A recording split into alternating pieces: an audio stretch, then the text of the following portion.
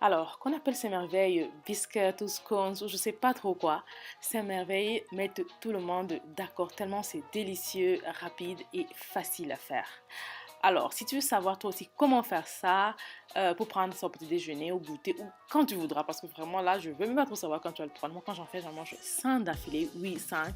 La première chose à faire, ce sera d'oublier ton rouleau. Yes, oublier ton rouleau.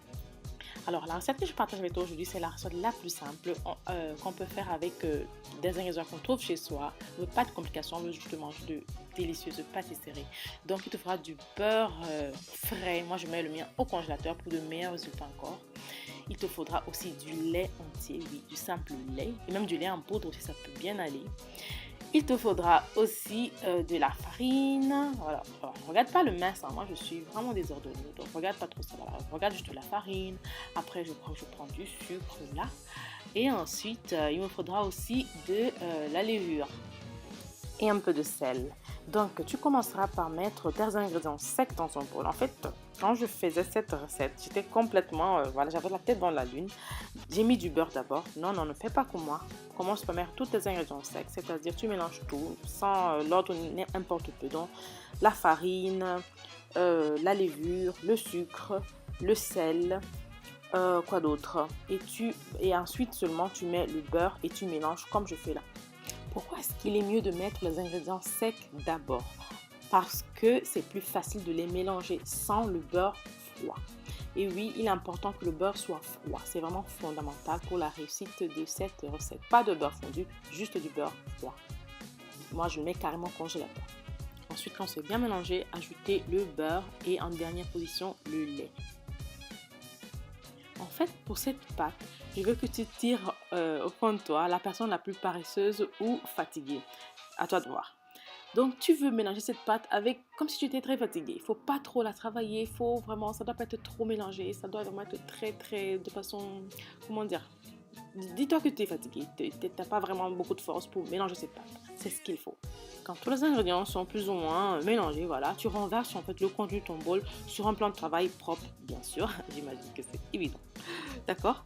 Et là encore, tu y vas avec toute la douceur du monde. C'est comme une caresse. C'est une pâte voilà, que tu veux caresser. Tu dois être extra gentle avec cette pâte. Très très délicat. Voilà. Je te montre exactement comment faire sur cette vidéo. Donc suis juste. C'est pas difficile. Il faut en fait faire comme une espèce de pâte feuilletée, la plier régulièrement, faire plusieurs plis. Moi je compte pas en fait le nombre de plis que finalement je fais. Mais bon, à la fin, lorsque je me dis que j'ai fait au moins ce 10 plis, je m'arrête. Tu peux en faire autant que tu veux, c'est à toi de voir.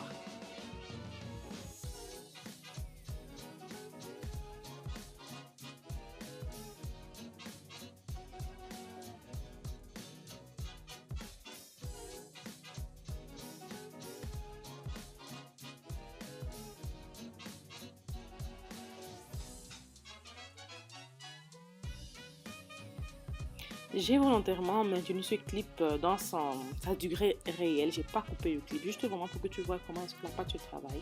Très délicat, très doux. On ne veut pas que le gluten se développe. On veut vraiment que ça reste une espèce de pâte assez grossière comme ça. On ne veut pas pétrir la pâte. On ne veut vraiment pas la pétrir. On veut juste en faire des strates, tout simplement. Un peu comme une pâte feuilletée, comme je disais tout à l'heure. Tout ce qu'on veut faire avec cette pâte-là.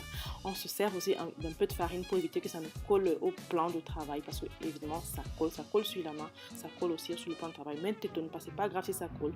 Si tu vois que c'est juste trop collant, tu te sers d'un peu de farine voilà, que tu as sur le côté. Tu saupoudres ton plan de travail, un peu de ta pâte et tu continues à la masser. C'est comme un massage en fait. Voilà, donc peut-être faudrait que je m'inscrive en cours de massage. Hein? Qu'est-ce que tu en dis?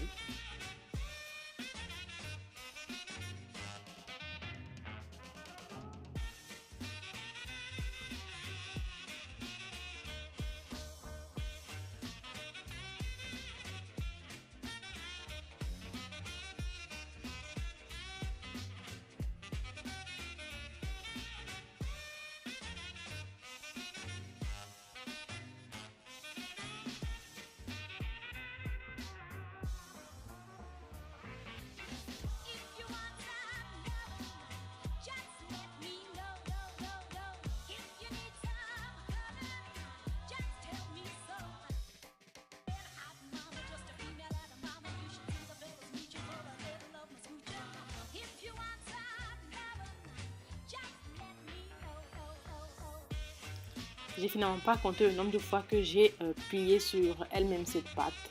Voilà, quand j'étais fatiguée, je me suis juste arrêtée. Voilà, la fameuse paresse dont je parlais tout à l'heure. Ouais. C'est ça qui fait des biscuits ou des scones réussis. Être flemmard, super lazy, c'est ça qui fonctionne.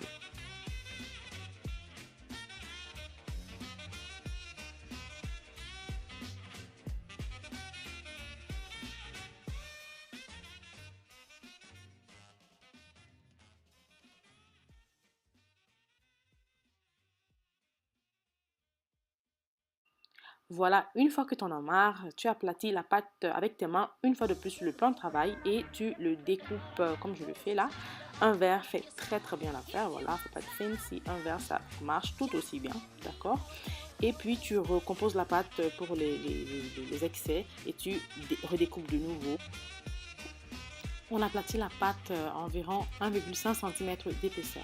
Pour la quantité de farine et d'ingrédients que j'ai utilisé, la recette sera dans le box info, j'ai eu 9 scones. On enfourne dans un four ventilé à environ 200 degrés Celsius pendant environ 20 minutes ou jusqu'à ce que le dessus soit légèrement doré. Et j'insiste sur légèrement.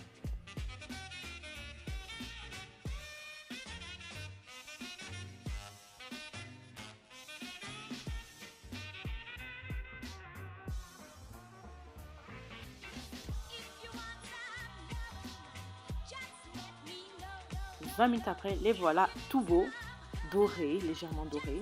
Ils ont bien grandi. Et voilà, tu remarqueras que ceux qui sont plus petits là sur le côté, c'est sûr en fait que j'ai fait avec les excès en fait de la pâte. Mais ils sont tout aussi délicieux. Ils s'accompagnent d'un peu de beurre et de miel. C'est juste une tuerie. Essaye et tu m'en diras des nouvelles.